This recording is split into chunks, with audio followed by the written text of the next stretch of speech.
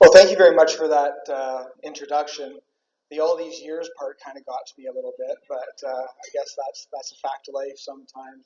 Um, uh, I am quite honored to be here tonight. I've never spoke before at the Naturalist Club before. I'm quite actually appreciative of you too, because I live about 5 minutes north of the Spooky Hollow sanctuary that you have, and I get to experience that. One of the favorite things that I used to do with my kids when they were little is to take them down to watch the fish spawn up the watercourse that flows through there. So a fascinating property for sure.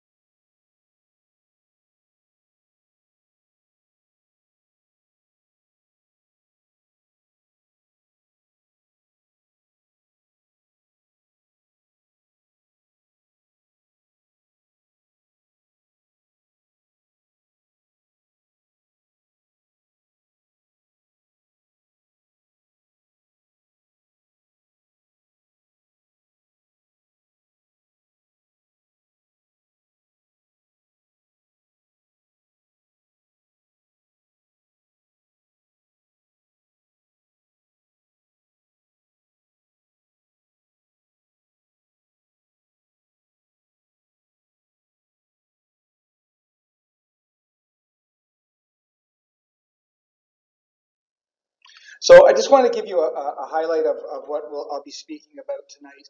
I really want to highlight a little bit first about what the Conservation Authority is and what we do. We've just recently approved a strategic plan as well that I just want to highlight quickly.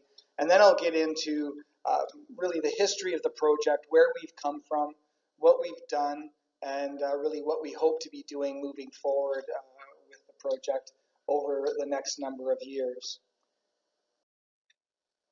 So quickly, a lot of times when people think about conservation authorities, they think of our natural lands.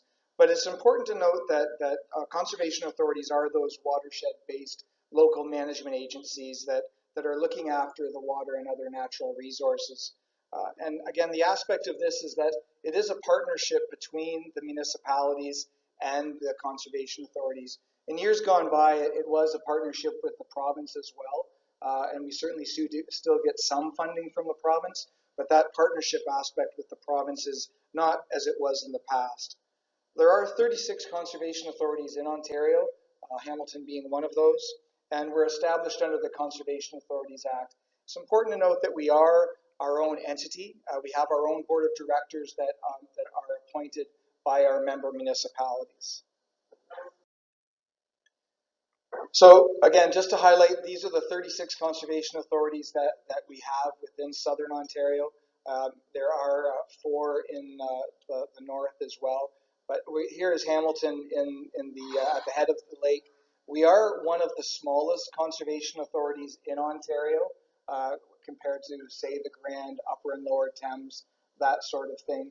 But the key aspect is that we are those watershed-based organizations. And again, the best thing that I can describe as far as the watershed is that it's where that drop of water lands. It will go into a wetland, watercourse, find its way to a receiving body. And these are very different from municipalities that really have no regard for a watershed or a systems approach to land management and natural resource management as well. This first bullet is that exciting stuff right out of the Conservation Authorities Act that speaks to what the purpose of an authority is. But again, it's that watershed, it's on that watershed basis, looking at the programs that look at conservation, restoration, and development and management of natural resources. And these 3 pictures really speak to what we do from that perspective. The first picture on the left of your screen is the reservoirs that we have. And those certainly serve the floodplain management and low flow augmentation purposes, but it also provides an opportunity for people to get out and experience our lands from a fishing, canoeing sort of thing, as well as just getting in touch with nature. The other aspect is the natural heritage lands that we acquire and the conservation of those natural heritage features, but also giving the opportunity for people to get out and get in touch with nature. And something that's happened more recently, and I'm very glad that there's a certain person here tonight because I have this in this because of her. It's really our source protection planning that we do. It's really part and parcel of the overall watershed monitoring and floodplain and management perspective, but it's also that water quality and municipal wellhead protection and the policies that go along with that is something that conservation authorities are very much involved in. So getting more to the Hamilton Conservation Authority is really, I like to think of the Conservation Authority in really 2 ways. There's the urban and the rural aspects of the Conservation Authority, but it's also the watersheds within that. And the bulk of our watershed, the vast majority of our watershed really drains directly into Hamilton Harbour and Cootes Paradise, or Cootes Paradise and Hamilton Harbour. That being Spencer Creek and its various tributaries, Boars Creek, Shadow Creek, and the Red Hill Creek. And all of those drain directly into Hamilton Harbour. Whereas Battlefield Creek, Stoney Creek, and the Stoney Creek numbered watercourses, we ran out of creativity when we got to that end of Stoney Creek, I think. But they all flow directly to Lake Ontario. Our watershed has an area of 47,400 hectares. And as I said, we are one of the smaller watersheds from a land perspective, but from a population perspective, we're one of the bigger ones. So I just wanted to show you this slide very quickly just to kind of show the watershed that we have. And again, this is the Spencer system, Red Hill, Shadoke, Boers Creek over here. But this is really the watershed through here that we'll be looking at, the Battlefield Creek and Stoney Creek watershed that flows directly out into Lake Ontario. And I've spoken to you about the partnership aspect. The Hamilton Conservation Authority is a bit of in a bit of a unique situation, as we really only have two municipal partners.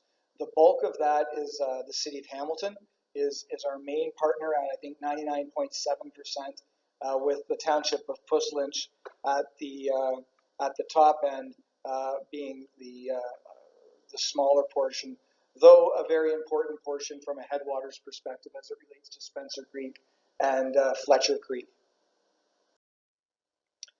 So kind of in closing from the Conservation Authority's perspective, we are a major landholder as well. I'm always quite impressed with the foresight that the people that have come before me at the Conservation Authority had in the need, and it speaks to what Jen said as far as land acquisition goes. Land acquisition is that key way of protecting lands, and I'm proud to say that the authority owns just over 11,000 acres of land within our watershed, which comprises about 10% of our total watershed area. When you think about that 17% that the guideline for the protection of features, we're coming fairly close to that as that goes. And these lands really, they're locally, provincially, and in some cases internationally significant. The Beverly Swamp, the Dundas Valley, Eramosa Karst, and the Lake Ontario shoreline. So I want you to keep this slide in mind as far as our ownership goes. Really, again, this is our watershed boundaries. You can kind of see that the bulk of our land ownership really is from the Dundas Valley, north and west up into the headwaters of Spencer and Fletcher. You've got the Dundas Valley, Christie Conservation Area, Boers Falls, Spencer, as well as Beverly, and then Valens and the Fletcher area. And then, again, the void there is the urban area of Hamilton. And then you get into this area here, which is essentially the escarpment lands, 50 Point, and the Eramosa Karst. So certainly we have lands in that east end of the watershed, but not to the same extent as we have in that western end of the watershed. Plus we've had a couple of these forays into other watersheds as far as that's the TH&B Rail Trail, the CNR Rail Trail out to Caledonia, and then our Westfield Heritage Center that's out in the Grand Rivers watershed. So that's the conservation authorities, and that's the Hamilton Conservation Authority. I wanted to highlight just this most recently our strategic plan that was just approved in December by our board. And I'm not going to spend much time on this, but I really wanted to highlight two things on this title page. We have a new logo. And I don't know, those of you that know the old logo, it was a bit dated. And what we've done with this new logo is we've tried to incorporate the features of our watershed. With the brown, and when you look at it closer, you can kind of see it. That's intended to be the urban areas also, but also the way the escarpment is flowing down through the water courses and through the wetlands and forests out to the receiving bodies of Cootes Paradise and Hamilton Harbour and Lake Ontario. We've also updated our vision, so it is a healthy watershed for everyone. As part of that, the strategic plan, we've identified, and we've really carried this forward from our previous strategic plan, is these 5 key priority areas that we have of organizational excellence, water management, natural heritage conservation, education and environmental awareness, and our conservation area services. And they used to be on a linear perspective, but now they're on a circular perspective that kind of talks about how they all relate to one another. And the best example I can really give of that is that, again, it's the water management. Water management is important from the operation of our dam structures, from a low flow augmentation, flood protection perspective. But at the same time, it is important from the perspective of the habitat that they create through the wetlands at Valens and Christie, as well as the recreational opportunities they get for people to get out there and to enjoy the environment. The last thing that I'll just highlight really is as it relates to natural heritage conservation, that strategic priority, the main thing that the one initiative that relates specifically to our talk tonight is this key initiative is that we want to implement the Saltfleet Conservation Area Wetland Restoration Program and have the first wetland built by 2021. With that, I'll get right into the presentation.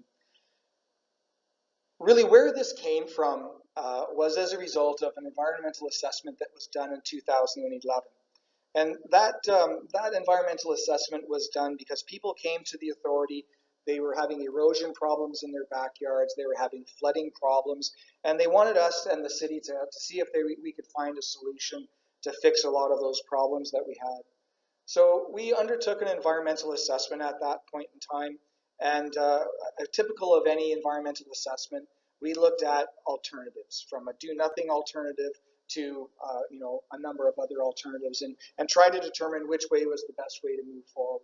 And a lot of those alternatives were based on short, medium, and long-term initiatives to address the issues. And that environmental assessment really looked at this portion of the watershed. This is the escarpment here, Battlefield Creek to its confluence with the Stoney, and then out to North Shore Boulevard, or the service roads. And you can see, I really want to bring your attention to this air photo, because again, Stoney Creek, and you can see where the water course is, Battlefield, and then Stoney Creek going down through here.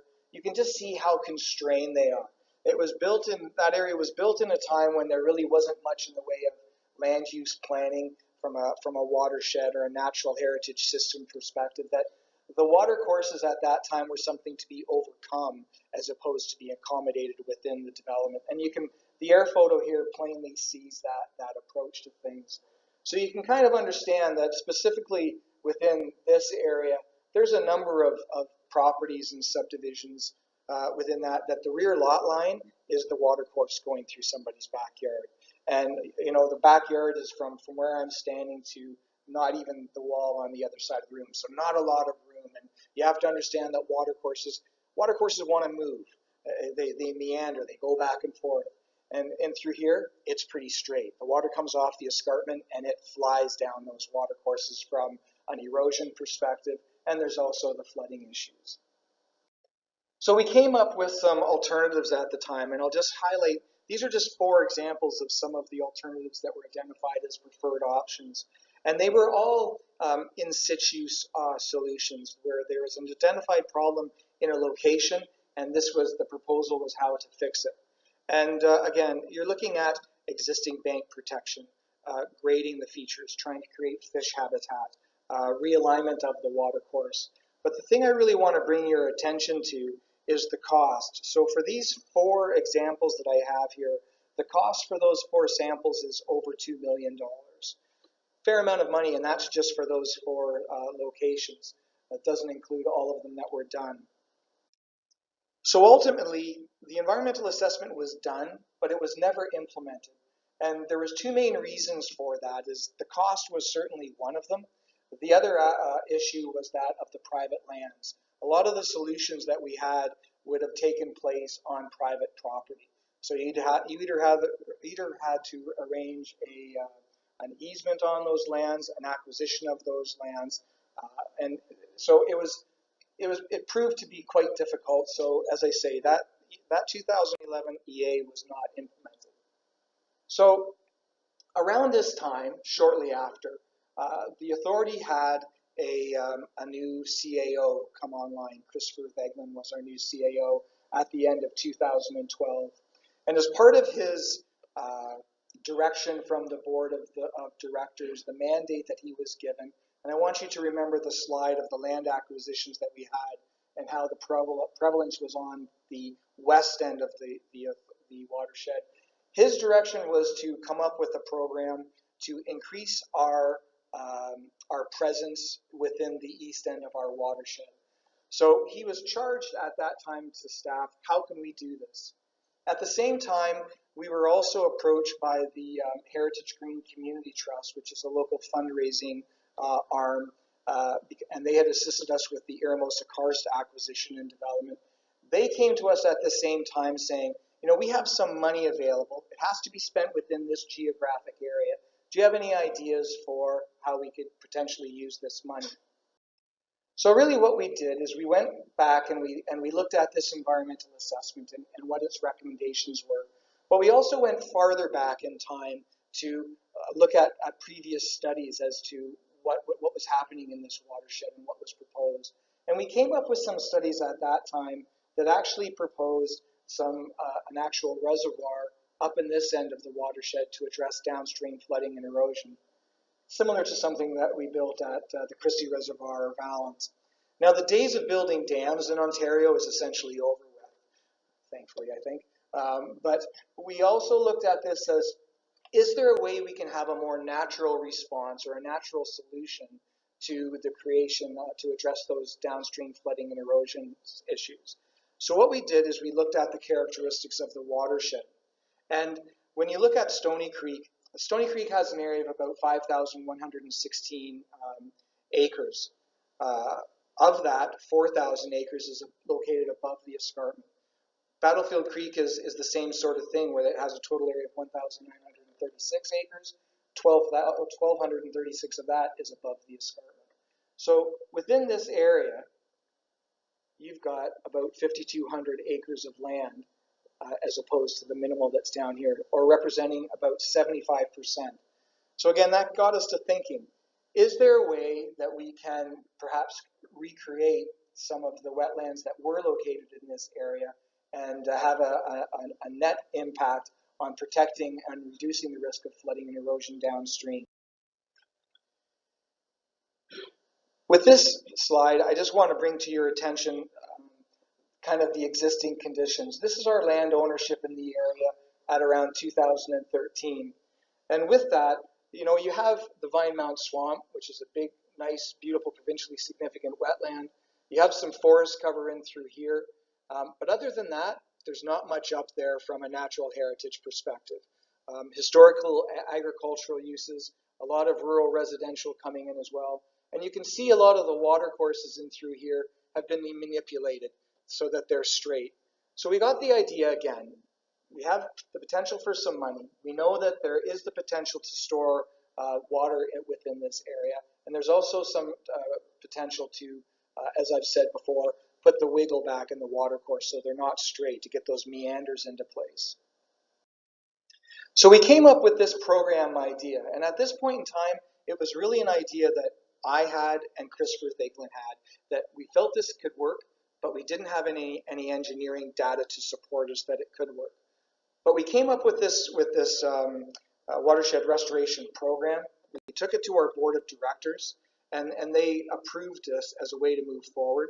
And again, the goal of that was the creation of a new conservation area in the East End, specifically in the Upper Stoney and Battlefield Creek watersheds, that would provide that natural hazard attenuation, natural heritage enhancement, and recreational opportunities. And the objectives really flowed from that we really wanted to look at using the existing floodplain to provide for flood attenuation. We wanted to enhance and enlarge existing wetland areas to create new wetlands, to provide for that enhanced wetland function, as for those high water events, as well as for low flow. If any of you have ever been up to the Devil's Punch Bowl in August, not much water goes over it. But if you're up there, say, in spring runoff or after a storm, a lot of runoff goes off of that. So we wanted to kind of see if we could bring that together so you had more of a base flow, so that you'd always have water flowing over that, and you'd also have the associated habitat enhancements. And then, of course, from that, if the creation of the wetlands within those areas, that the creation of the natural heritage features would follow, and of course, the potential for recreational opportunities and connecting people with nature. It's a really funky slide, but I just wanted to show it from a planning and legislative framework. So again, not to repeat myself and sound like a sportscaster, but we had this idea. We had the potential for some money, and we knew that we had some science to back us up. But we wanted to look at this from a planning perspective and the direction that, at a provincial level, what it gave us. And what you can see here is you've got the urban boundary of Hamilton over here. This is all green belt in through here. You've got the Niagara Escarpment through this area. But the key aspect is when you look at Stoney Creek through connecting Devil's Punch Bowl to the Vinemount Swamp, all of that is the natural heritage system associated with the Greenbelt.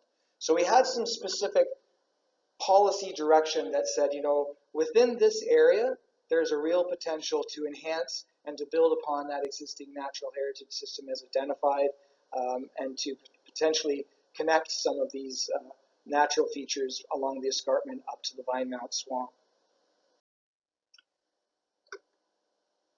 The benefit that we have as well is that there's a section in the Planning Act and the Conservation Authorities Act that Conservation Authority projects need to be approved. And really there's two aspects of that. The first aspect is that back in the day, there used to be provincial funding that would go along to help fund projects like this. It doesn't really happen anymore. But the other aspect is that there's a section in the Planning Act that if you have an approved project through the Conservation Authorities Act, you can do partial takings without having to go through the severance process.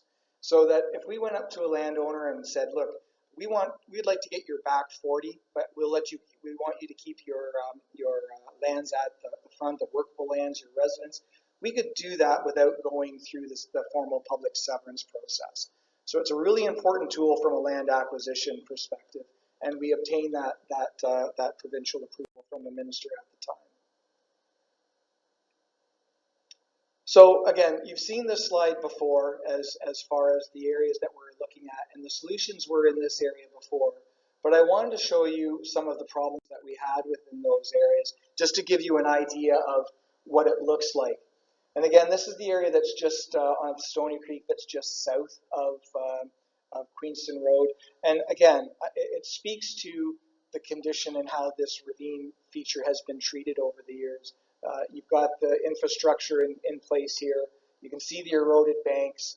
You can actually see the erosion and the sedimentation in the water course moving forward.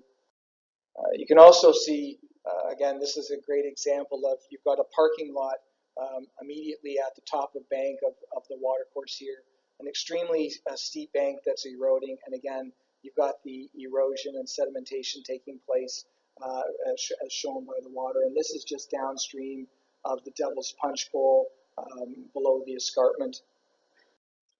And then again, the impacts on the creek banks and the infrastructure that's within these areas. And again, this is just downstream of at Queenston Road on Battlefield Creek.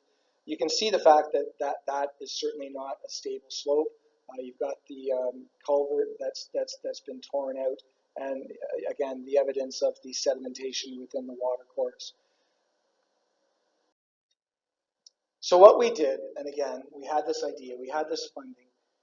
We went ahead and we applied to the Green Municipal Fund to undertake an environmental assessment to see that through this idea, can we actually store water on that? And if we can, what is the net benefit downstream to those properties within the built-up area of Stoney Creek? The thing you need to remember with this as I go through this presentation is that the environmental assessment and the funding that we received through the Heritage Green Community Trust were kind of running concurrently. So as we were doing the environmental assessment, we were also actively out acquiring lands within the study area. So we hired AMEC Foster Wheeler out of Burlington to do this study, and they looked at the whole area. They ran the hydraulic modeling to look at what the existing conditions were, and then they went from that and just looked at specific spots, saying, if we did this, what's the impact downstream? And really from that, the study was developed into two phases. Because we really didn't want word getting out there so much that we wanted a specific property that has an impact of driving land values up, we kind of kept this first part just an in-house study. And then we went into the formal EA once we kind of proved to us that it would work. But in this area, this is First Road East here, and Battlefield Creek, again, over in this area. And what they did is that the engineers said that by raising the road by 1.8 meters, strictly by just raising the road, we could hold back about 200,000 cubic meters of water in this location and have it released slowly over time. And again, I don't know about you, but when I say 200,000 cubic meters of water, what does that mean to most people? So you have to think that an Olympic-sized swimming pool is about 2,500 cubic meters. So that wetland, again, just by raising the road by that 1.8 meters, could hold back about 80 Olympic swimming pools. So a fair amount of water. From that, we looked at another area, and again, this is, you can see this is the Vine Mount Swamp right in through here, just the western end of it. We were looking at this area, and you can see a much larger wetland in through here that was, that again, just by raising the roads on both sides, could hold back about 300,000 cubic meters of water. So between those two wetland sites, we determined that, again, without doing any grading, simply by raising the road, we could hold back about 500,000 cubic meters of water. So we were excited. We thought this was just awesome because it proved that our idea could actually work. But what really got us excited is that we went and looked, and again, I apologize for this, but we looked at the existing conditions as it related to the 100-year storm. And under existing conditions with the 100-year storm, there's 102 properties, and I think it's 46 buildings down below the escarpment that are affected by that 100-year storm event. By putting those two wetlands that I've just showed you previously in place, you drop that down to from 102 properties to 36 properties affected by the 100-year floodplain. And then from the 36 buildings, you drop it down to 2 buildings that are subject to that 100-year floodplain, simply by raising the road and holding that water back on site. So as I said, we were properly ecstatic because finally we had the hard engineering data to kind of prove that what we thought could work could actually work. The problem, and I can't go back on the slide, but on the last slide that showed 300,000 cubic meter wetland, that involved acquiring 10 properties. And the likelihood of us acquiring 10 properties was low. So what we went back to the consultants and said, maybe we can look at this from a different perspective. As opposed to having 2 big wetlands, perhaps we can create just a number of smaller wetlands that would make it easier to acquire those lands. As I said, concurrently to the environmental assessment, we were actually acquiring lands. And at that time, we acquired this 178-acre parcel within the Battlefield Creek area. And that's where the first wetland is proposed to be located. So with that piece of land, this parcel of land has been acquired. And I'll speak to that a little bit more moving forward later. But we also then looked at this kind of chain of pearls idea that you've got the Devil's Punch Bowl, you've got Stoney Creek, and then could we be creating wetlands as we moved along? So we looked at this area at the Devil's Punch Bowl. We own land in through this area already.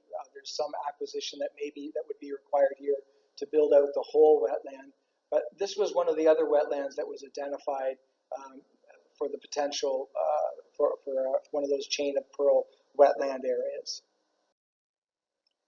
Now there's another one that I'm not going to show you, but this is the 4th wetland in the preferred option. And the interesting thing about this wetland is that this wetland's in the area where the reservoir was proposed to be built back in the 1970s through the studies I've talked about previously. So the formal environmental assessment with the preferred option identified 4 wetlands that could be constructed by raising the road, but also by doing some grading activity. The one thing I want to kind of make perfectly clear here is that we've essentially abandoned the idea of wanting to raise the roads. Road engineers don't really like it when there's water resting against their roads. So what we're looking at doing is actually having a berm structure that's on our lands, on our property, to achieve the same goal. So with that, I kind of take you back to the same chart again. With the preferred alternative, our results aren't as shocking. You still have the 102 and 46, but the properties that are impacted that are you have 52 properties that are impacted by the 100-year, and then down to 10. So we're still saving 36 buildings as it relates to that 100-year flood event. So again, it proved the fact that it worked, and the environmental assessment was completed based on that regard. So as I've said, the acquisition process was running concurrently to this, and we've been able to acquire 245 acres of land as part of this project within this study area.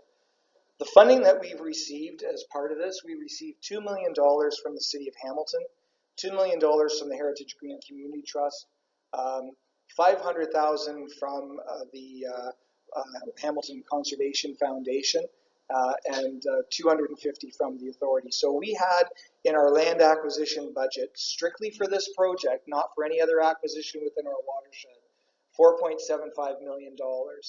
So in acquiring these 245 acres total, we have just under $2 million left in our land acquisition budget for this, and we continue to move forward on that acquisition front. But what does it look like now? This is the parcel that our first parcel, what we call the Sar Gold and Napev lands, and it's a really cool parcel of land. This is the power line trail here. Devil's Punch Bowl is just over here, and this is Battlefield Creek that's flowing through. You can also see these water courses, the tributary water courses flowing down through here. There's two sinkholes located right in that location here and there, and then they pop right back out here. And there's what I call there's a bedrock outcrop, an escarpment that's going through this area. So this land here is generally high. This land down and through here is low, and hence that's where the wetland is proposed to be constructed. We acquired this property, I'm going to say, in around 2014, 15, and since that time, this land up here has continued to be farmed, but we have stopped farming this land or renting this out for farming. And you can see the wetland species are just coming back on their own accord from the seed source in the land. And again, this is just a couple of pictures just to show you. This is the Battlefield Creek running down in this area. I'm standing on top of the bedrock outcrop here. These are the karst features where the water course is coming down, dropping down into the karst features. And I don't know what possesses people, but whenever there's a hole in the ground, people have to fill it up with garbage and that sort of thing. So we'll be addressing that. And this is really where the karst feature pops back out through here. And as you can see, we have a bit of cleanup to do here as well. The other parcel that we've acquired as part of this is it's really one of outside of the Vine Mount Swamp. It's one of the last forested portions above the escarpment. And this is Stoney Creek flowing through here. We call this affectionately the eye, and I don't know if you can see it or not, but essentially that's the outline of the eye here. And then you can see the pupil right about there. I guess we have creative imaginations maybe, but, and again, this is the Power Line Road, the DeFasco Trail running east and west through this area. This property here was acquired for its natural heritage benefits. It really has, there's portions of it that are wet certainly, but there's no intention really of flooding this at all. What we're looking at is some lands down in the south area from a wetland creation perspective. But this property is a lovely sugar bush. Last time I was there, there was still some debris from when it's been tapped for maple syrup with some plastic piping there. But the property itself is a lovely property that, again, it was acquired strictly really for its natural heritage benefits and the preservation of that woodland. This parcel here, we had, this is just on 5th Road East. We had acquired these lands previously in years gone by, but this 25 acres in through here we acquired. With this is again part of the Vine Mount Swamp here, and the PSW is basically coming down through this area. But you can see here how you can see the plow lines where they used to plow it back and forth. And it's all floodplain. And whenever in the springtime you go out there, it's always covered with water. But this is really thanks to Google, copyright.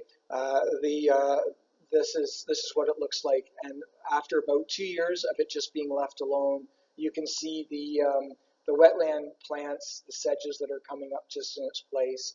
And again, we're still looking at what to do with this, whether we'll just let it go naturalize on its own, or whether we'll try to do some planting there as well. So that highlights the 3 properties that we've acquired. But you're probably asking, what will it look like? And at this point in time, I really can't tell you what it will look like. But I wanted to show you this, this air photo. This is from a project in the city of London, just off the 402. That's on the north side of 402.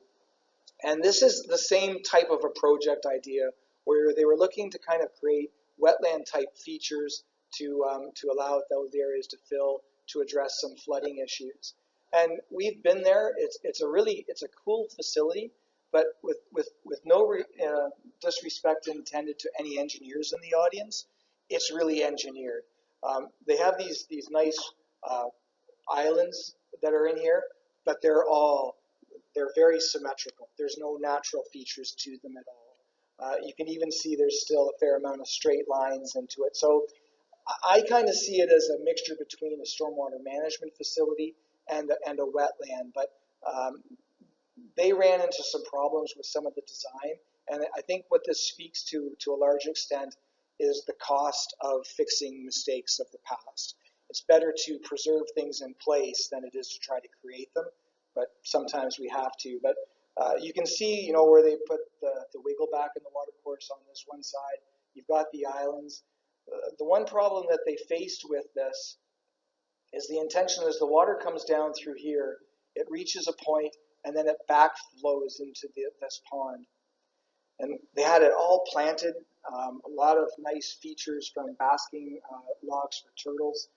And it flooded, but it all flooded with sediment-laden water. And when the water settled out and the water went away, there was a cake. It looked like a desert underneath where the sediment, so it kind of smothered a lot of the plants that they had. So this is the idea, but I'm hoping, my hope is that in 20 years' time, when our first wetland is done, whoever's sitting in my chair at that point in time can look at an air photo and say, that looks like a natural wetland. They'll know it's not, but it looks like a natural wetland. This is what I'm hoping ours will look like. We have a design tender out right now for it to be completed, and that has been awarded to Watershed out of Cambridge to help with the design.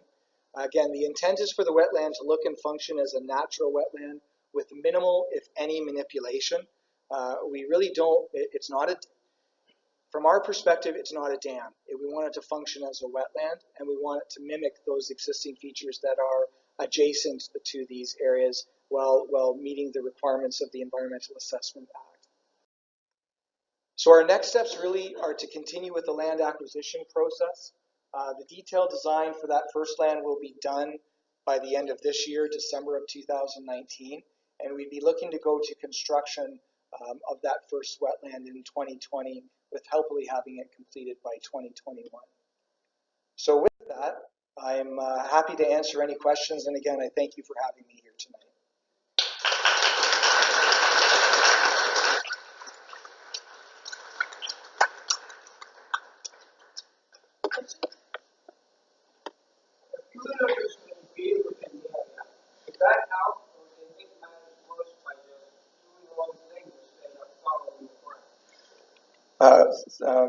We haven't introduced any beavers into the area, and we wouldn't intentionally introduce them to the area. Our experience shows that they will come, though. Once you get some habitat in there for them, and the wetland features, the beavers will come. But it wouldn't be our intention at this point in time. We want to get the features up and functioning first, and then essentially let nature take its course at that point in time. we've dealt with Ducks Unlimited on this project, and part of our original costing for this was included a lot of money for plantings. And Ducks Unlimited, they've got a lot of experience with creating wetlands, and they've told us just get the structure in place and nature will take care of itself as far as getting whatever plants that come up within those areas. The problem with that approach then is that we have to be diligent for the invasives. But I'm sure there will be beavers, but we're not going to put them there.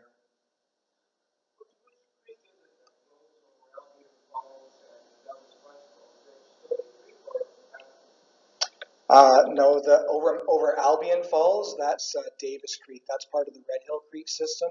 Stoney Creek flows over the Devil's Punch Bowl, and Battlefield Creek, I'm not sure what the name of the waterfall that Battlefield Creek goes over, but it's on the east side of Centennial Parkway.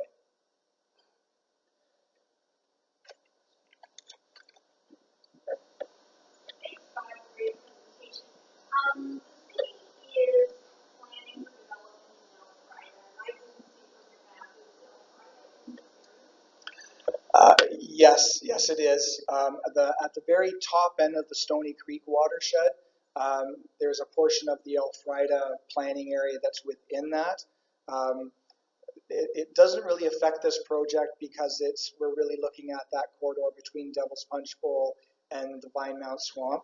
Um, we're working on the secondary plans with the city for that, so we'll have to incorporate their modeling as we move forward. But as it relates to this project, the Alpharida expansion shouldn't have any impact on us.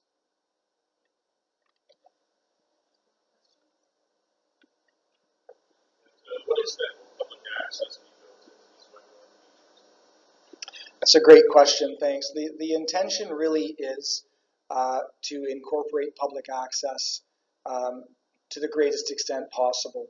The spine of the recreational facility would really be the Tabasco Trail running from the Devil's Punch Bowl out to the east. But what we want to have is we want to have interpretive signage within these wetlands so that people can see what we're doing and the purpose of them. The thing that I'm most excited about really is when you look at where the proposed wetland is at the Devil's Punch Bowl conservation area. Right now, the Tabasco Trail running from Devil's Punch Bowl up to the road allowance, the wetland will be smack dab in the middle of that. What we're hoping to do is to have the trail incorporated into the wetland design so people have the opportunity to walk through them, wildlife viewing opportunities, and to be close to them. Not all the wetlands certainly will be, because we want to have that aspect of letting wetlands be what they'll be, but we'll certainly be allowing for trail access to wetlands as they're constructed and as part of this project.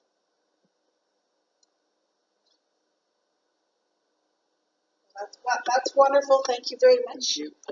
Thank you. Thank you very much, Scott.